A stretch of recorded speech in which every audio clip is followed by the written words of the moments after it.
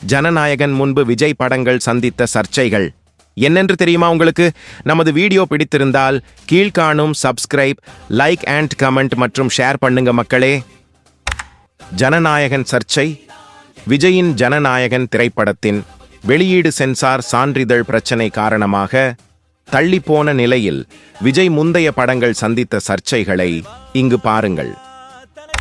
துப்பாக்கி திரைப்படம் இஸ்லாமியர்களை தீவிரவாதிகளாக சித்தரிக்கும் காட்சிக்கு எதிர்ப்பு எழுந்ததால் சில காட்சிகள் மற்றும் வசனங்கள் நீக்கப்பட்டுள்ளன.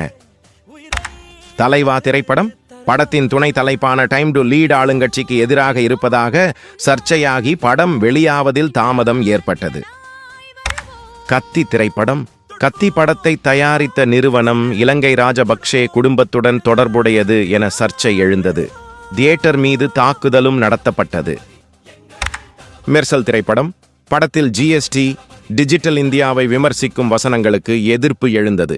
இருப்பினும் இவை படத்திற்கு விளம்பரமாக மாறியது. பிகில் திரைப்படம்.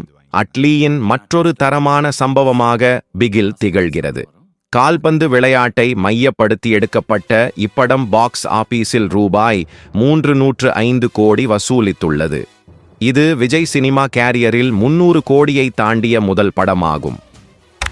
சர்க்கார் திரைப்படம். தமிழக அரசின் இலவச திட்டங்களை விமர்சிக்கும் காட்சிகள் சர்ச்சையானது. தியேட்டரில் சிலர் பேனரை கிழித்தனர். இறுதியாக சர்ச்சையான காட்சிகள் நீக்கப்பட்டன. புலி திரைப்படம். படம் ரிலீஸ் சமயத்தில் நிதி தொடர்பான பிரச்சனைகள் ஏற்பட்டது.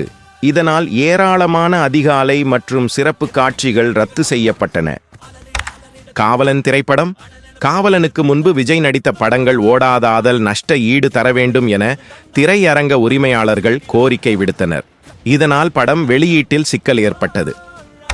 நீங்கள் விஜயின் ரசிகன் என்றால் உங்களுக்கு விஜய் நடித்த படத்தின் பெயர் காமெண்ட் சொல்லவும். நமது வீடியோ பிடித்திருந்தால் கீழ்காணும் சப்ஸ்கிரைப், லைக் அண்ட் காமெண்ட் மற்றும் ஷேர் பண்ணுங்க மக்களே.